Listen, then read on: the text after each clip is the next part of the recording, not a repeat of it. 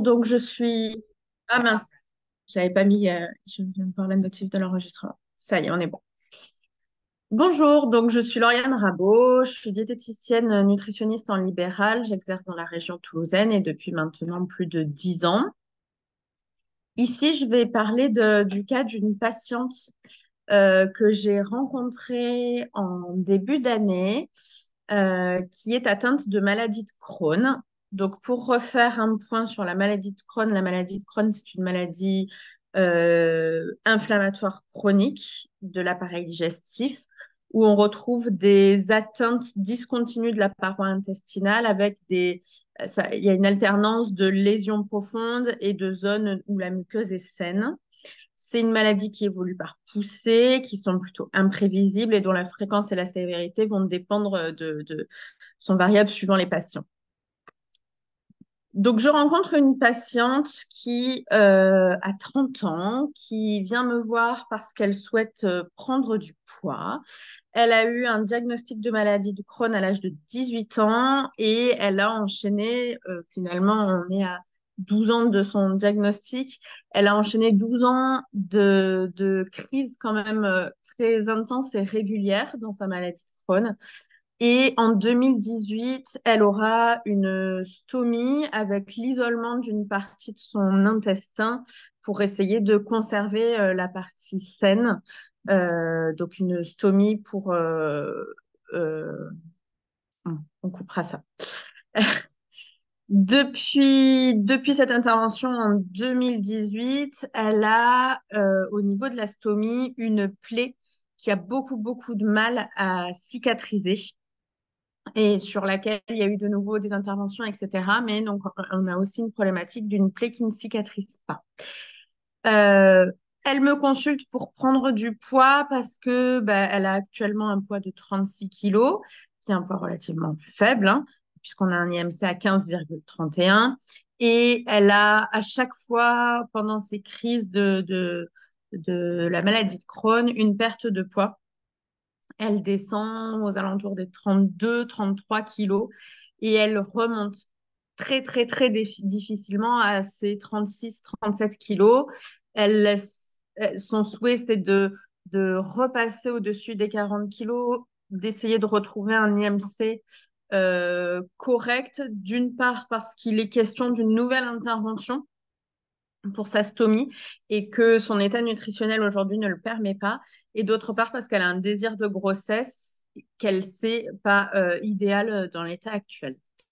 Euh, voilà un petit peu le contexte dans lequel elle vient me voir. Donc la première mesure, ici, on voit que sur le diagramme, on a quand même beaucoup de valeurs qui sont assez excentrées, avec une masse graisseuse, une masse musculaire et même un volume hydrique inférieur à ce qu'on aimerait. Dans les indices, notamment celui de masse grasse, on est à 0,34, ce qui est quand même assez éloigné du 1 qu'on espère, et une masse musculaire et une masse osseuse aussi inférieure.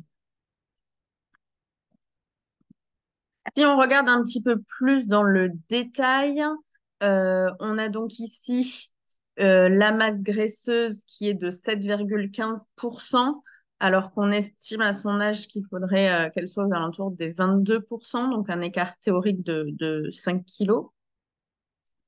Son activité physique à ce moment-là est plutôt faible puisqu'elle est aussi très vite fatiguée. Elle a une fatigabilité assez importante due notamment à son état nutritionnel. Du coup, on arrive à un besoin énergétique journalier d'à peu près 1800 kilocalories. Donc, sur cette première consultation, on va aussi voir que la masse musculaire squelettique appendiculaire est inférieure à la référence, à l'index notamment de masse musculaire appendiculaire, la SMI, qui est cité dans l'HAS ici, est à 5,08 kg par mètre carré, sachant qu'il faudrait qu'il soit supérieur euh, à 5,67. C'est donc un signe de sarcopénie. Voilà, c'est pour le diagnostic de la sarcopénie. On voit aussi au niveau de la masse non grasse qu'on a un index FFMI qui lui aussi est retrouvé dans les critères de diagnostic de la sarcopénie de l'HAS. Ici, à 14,17, les références sont de 15. Il faudrait que cet index FFMI soit supérieur à 15 kg par mètre carré chez la femme. Ces deux critères-là nous montrent donc que on a une sarcopénie qui peut être confirmée. Et en plus, avec la maladie de Crohn, cette maladie inflammatoire chronique, on a vraiment un diagnostic de dénutrition qui peut être posé. On retrouve donc le critère phénotypique et le critère étiologique. À l'issue de ce premier rendez-vous, on va fixer plusieurs objectifs, notamment pour essayer de remonter les apports caloriques, mais surtout les apports protéiques. Donc, on décide de mettre en place, d'ajouter au petit déjeuner une source protéinée, une source de protéines, de l'œuf, du jambon, on avait parlé de bœuf séché, de saumon fumé, de laitage, de fromage, voilà. On a essayé de se laisser plusieurs options, mais avec cette idée de apporter plus de protéines sur ce petit déjeuner. Je lui recommande aussi d'avoir systématiquement à chaque repas une portion de viande, poisson ou œuf, ce qu'elle n'avait pas forcément systématiquement à ce moment-là. Elle mangeait essentiellement des féculents, mais parce qu'aussi il y avait vraiment un manque d'appétit, une grosse diminution de l'appétit. On va enrichir les préparations avec du fromage. On va essayer d'ajouter systématiquement une collation dans l'après-midi, ce qu'elle ne faisait pas. Donc, on essaye aussi de revoir le rythme alimentaire et notamment à cette occasion-là d'y mettre un laitage. Et puis, elle avait déjà une prescription d'un CNO à ce moment-là, qu'elle essayait de prendre systématiquement, mais ça n'était pas toujours le cas. Donc, je lui ai rappelé l'importance là de suivre sa prescription médicale et d'en avoir au moins, enfin, à ce moment-là, la prescription était d'un par jour, donc de l'avoir vraiment de manière systématique. Donc sur les mesures qui suivent, la suivante est celle de juillet, mais ce qu'il faut savoir, c'est qu'entre avril et juillet, je l'ai revue au mois de juin. À ce moment-là, débutait une très grosse crise dans sa maladie de Crohn. Nous n'avons d'ailleurs pas réussi à faire une mesure et son poids avait diminué à 32 kilos. Donc, je n'ai pas d'indicateur de cette consultation-là.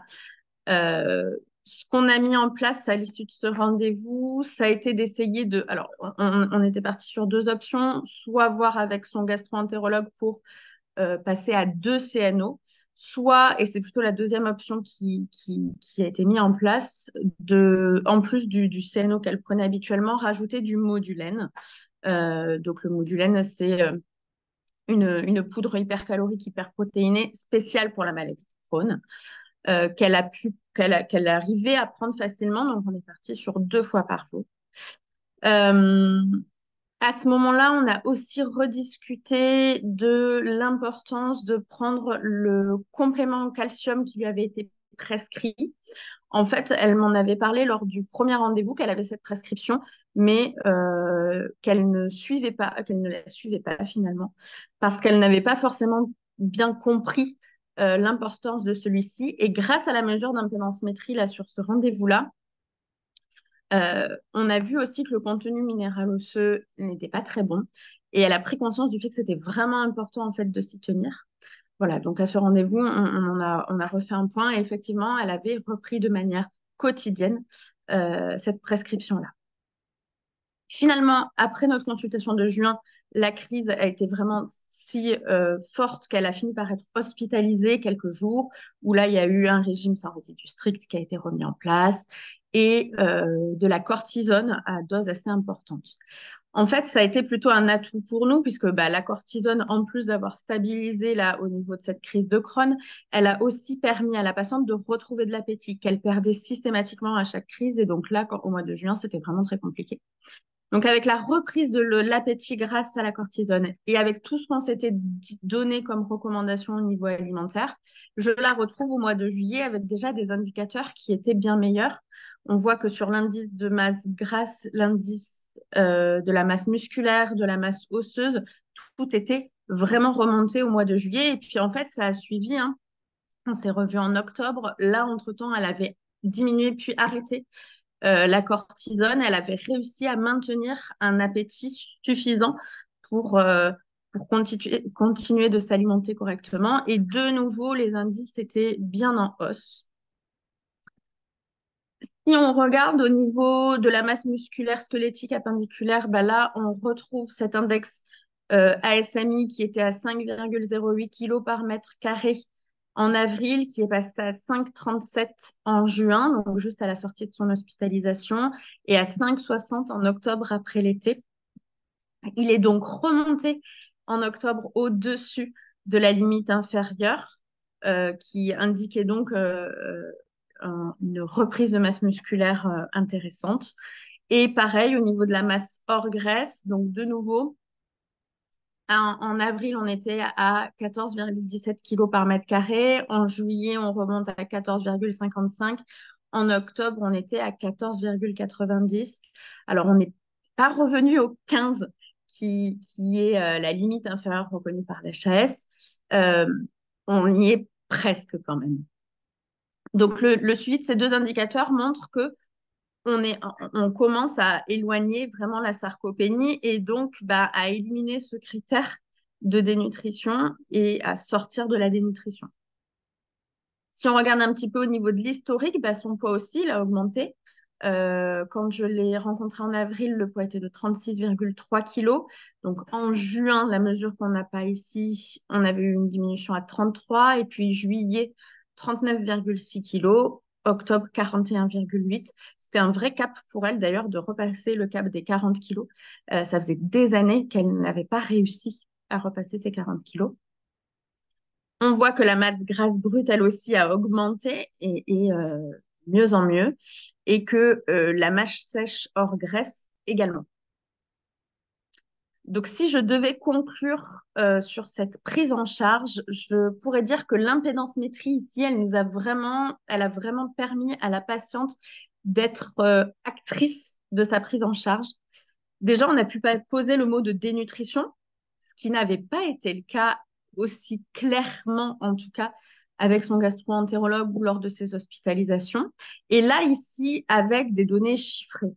Ces indicateurs chiffrés, ils lui ont permis aussi de comprendre l'importance de sa prescription de compléments en calcium et donc qu'elle a mis à suivre de manière scrupuleuse.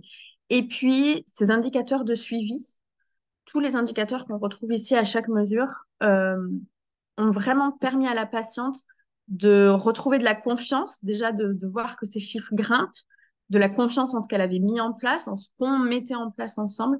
Ça a beaucoup aidé aussi pour l'alliance thérapeutique.